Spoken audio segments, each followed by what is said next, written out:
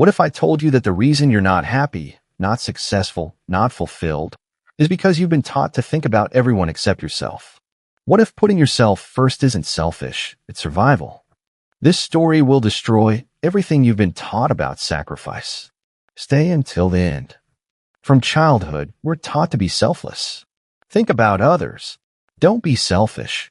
Put everyone else first. And we believe it. We sacrifice our dreams for our family's expectations. We work jobs we hate to make others proud.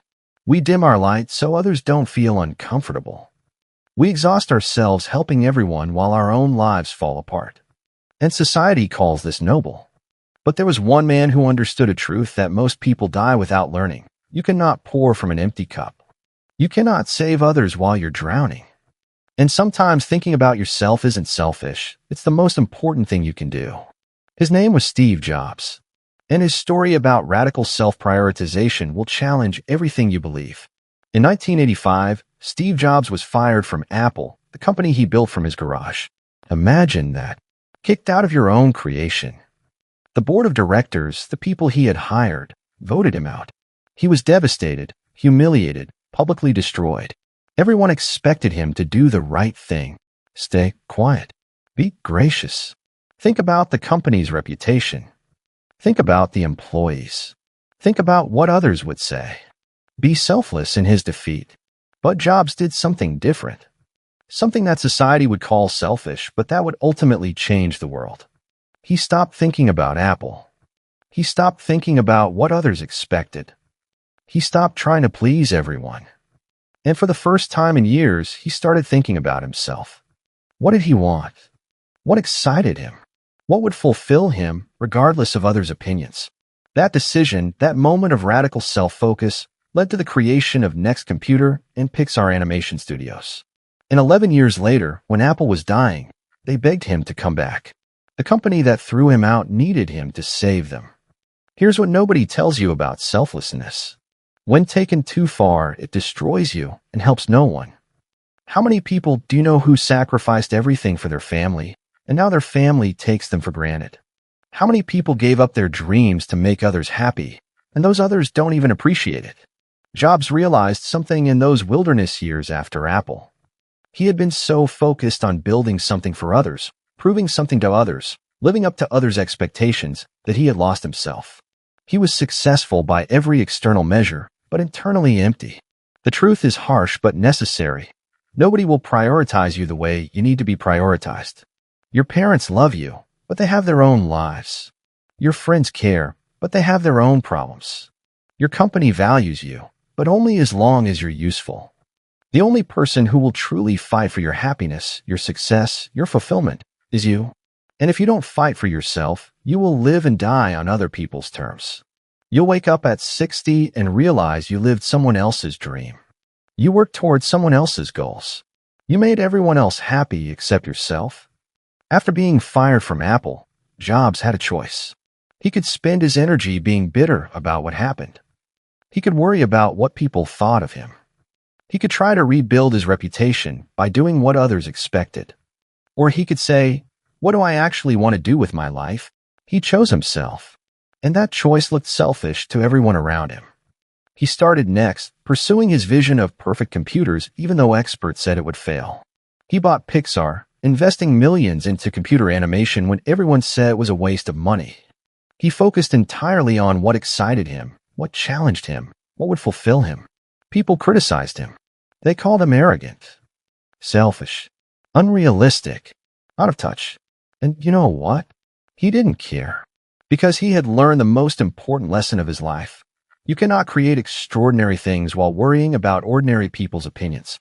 Here's what he said years later. Your time is limited, so don't waste it living someone else's life. Don't be trapped by dogma, which is living with the results of other people's thinking.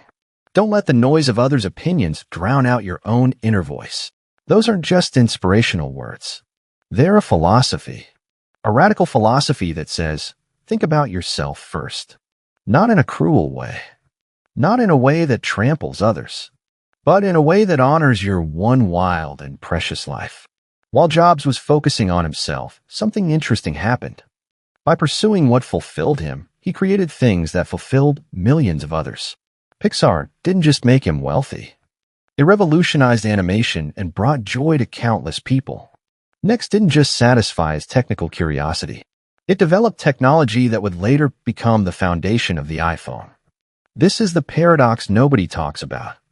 When you truly focus on yourself, when you pursue your highest potential, when you don't dim your light for others' comfort, you actually become more valuable to the world, not less. Think about it. Who helps more people? The person who sacrifices everything, burns out, becomes resentful, and has nothing left to give? Or the person who builds themselves up so strong, so fulfilled, so energized, that they overflow with value to share? The airplane safety instruction says it perfectly. Put on your own oxygen mask before helping others. Why?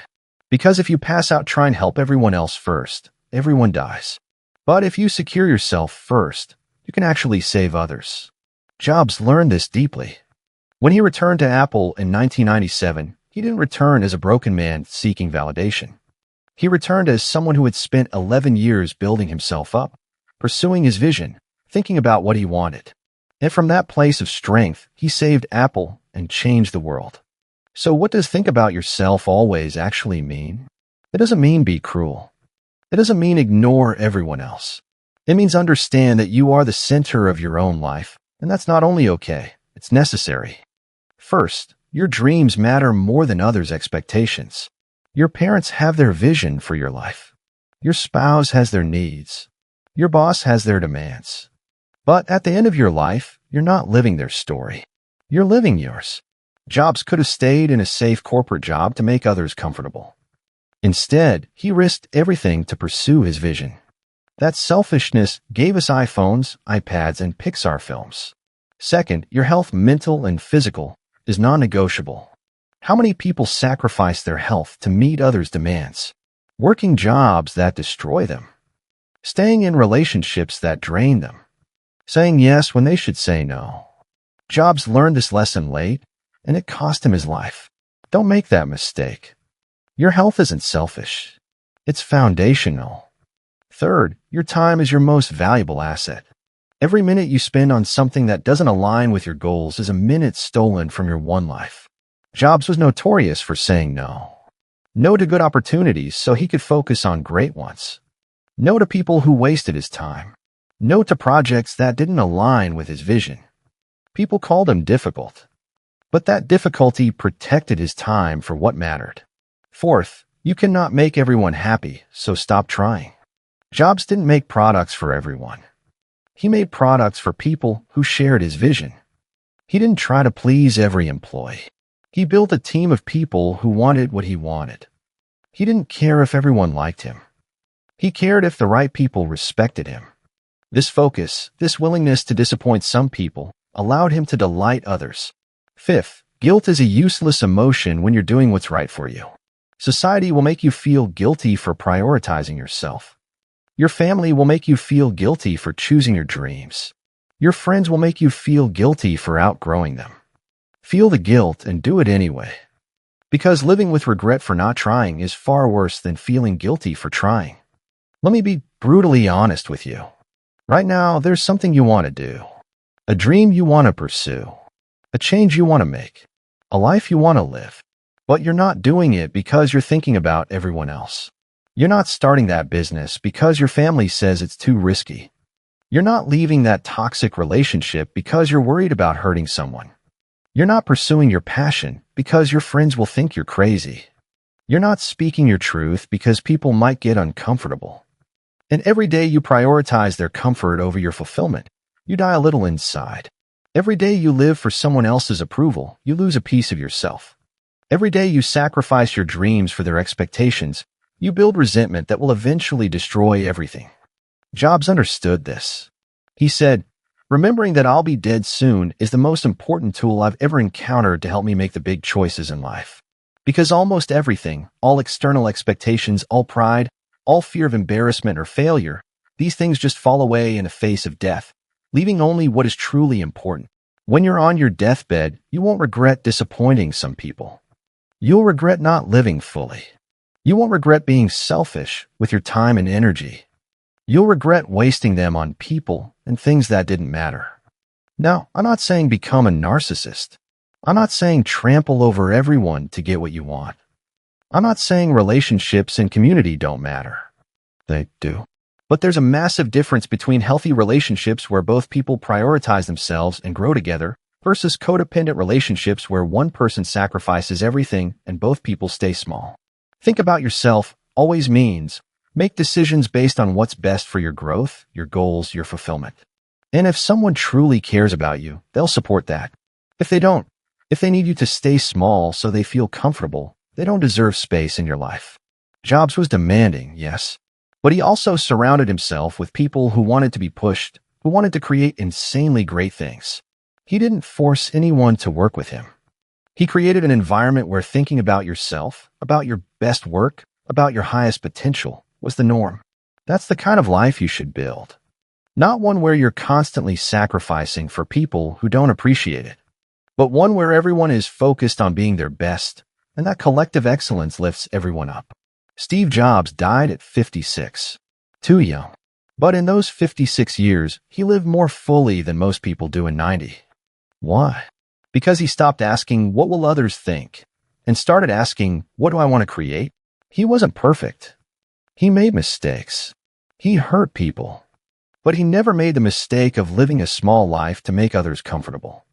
He never made the mistake of sacrificing his vision for others' limitations.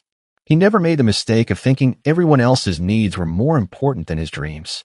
And because of that selfishness, billions of people have devices that connect them, empower them, and bring joy to their lives. Because he thought about himself, he changed the world. You have that same potential. Not to be Steve Jobs, but to be fully, unapologetically, powerfully yourself. To pursue what excites you. To build what you envision. To live the life you actually want, not the life others expect. So here's what you do starting today. Identify one thing you've been sacrificing for someone else's comfort. One dream you've been postponing. One change you've been avoiding. One truth you've been hiding. And choose yourself. Not cruelly, not recklessly, but clearly and firmly. Say, this is what I want. This is what I'm going to do. And I'm not asking permission anymore. Will some people be upset? Probably. Will you feel guilty? Maybe. Will it be uncomfortable? Definitely. But will you regret it on your deathbed? Never. Think about yourself always. Not because others don't matter, but because you do. Your dreams matter. Your happiness matters. Your one wild and precious life matters. Stop living for applause from people who won't even remember your sacrifice. Start living for fulfillment that will sustain you forever. Your life, your rules, your dreams, your choice. Now go claim it.